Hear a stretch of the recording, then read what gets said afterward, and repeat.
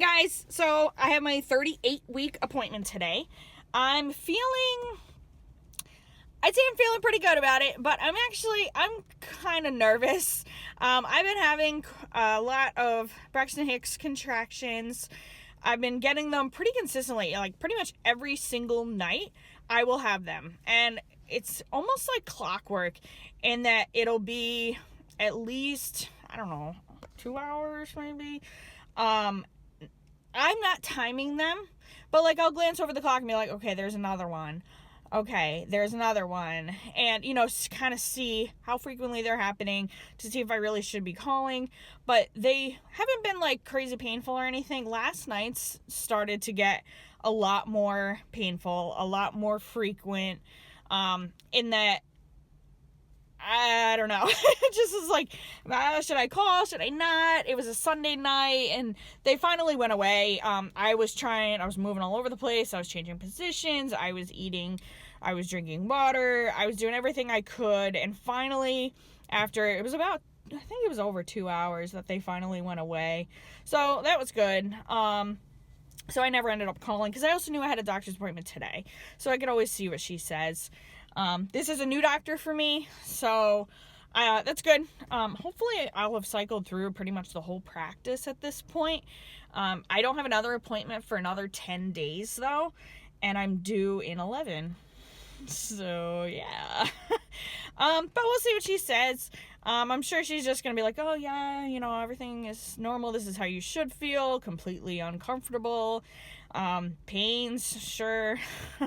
But yeah, it's getting real. I've definitely, like I said, I'm having more contractions. I'm getting more and more of them, but they're not like intensifying as they're happening. So say they'll happen for like an hour. During that hour, they say the same amount of pain, I guess, the same length of time and everything like that. They're not like getting more frequent or getting stronger. But each time that they happen, they get stronger than the last hour that they had happened before. Do you know what I mean? It's kind of hard to describe and not sound completely psycho. But, yeah, so I'm going to tell her all of this and see what she says.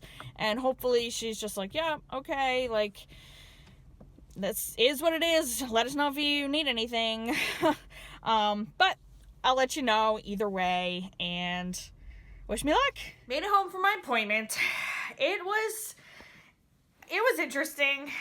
It was more normal than I guess I was hoping. I don't know what I was hoping for. So she measured my belly. She said I was measuring right on, just as I've been the whole time. She took the baby's heartbeat. She said it was 155 beats per minute, so it was good and strong, which was really nice to hear. I haven't been hearing the baby's heart rate. I've been hearing it, but they haven't been telling me the number. So that was really good to hear. It wasn't crazy high like a few times ago and everything like that. So that was good. They took my weight, no comments. She took my blood pressure, and she didn't say anything and just said, I'm going to go test your urine. I was like, okay. So I was sitting there like, that must have been high blood pressure, because if she wants to go check my urine quickly, she must want to check for the proteins or whatever they check for high blood pressure.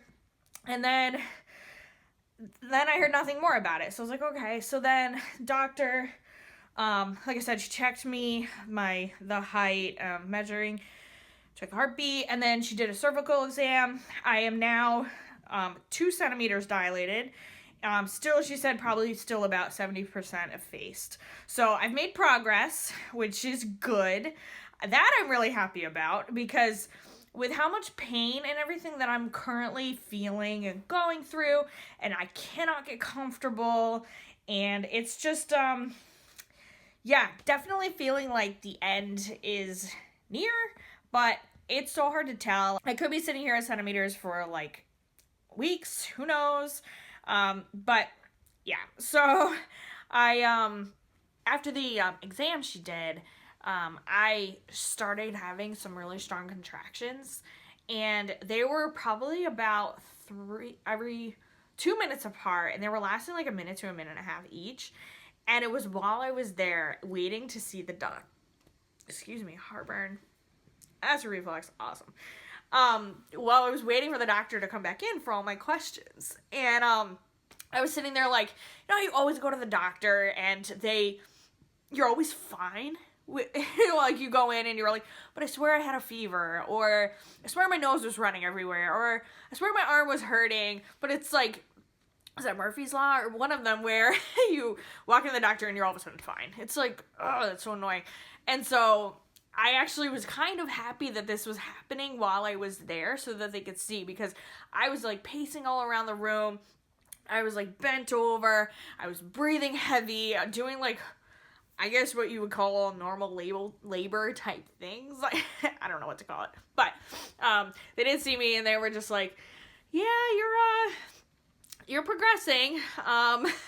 And so then I asked questions, and to me, they made it sound like I should be fine. And they were happy that, especially with it being my first baby, that things are progressing.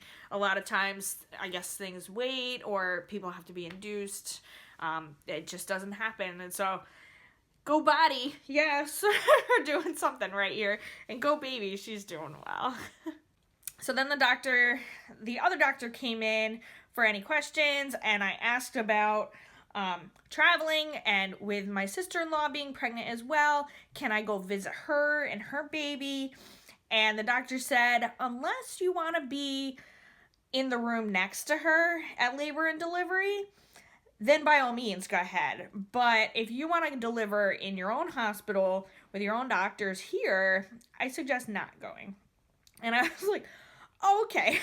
So, yeah. So, unfortunately, I won't be able to go, which is really upsetting, but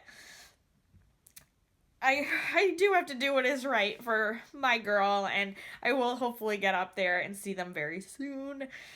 Very excited about that. And so, the other question I had was about induction. How far will they let me go before they say, okay, it's been too long, your baby needs to come out?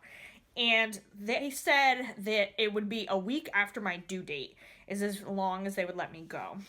So at my next appointment in 10 days, if I have not had her by then we will schedule an induction for the following week. So the first week in January, which I was really hoping for this year, but we'll see. She might come before then. I am progressing, so hopefully that continues, and I'll end up having her this year anyway. So, yeah, we'll see.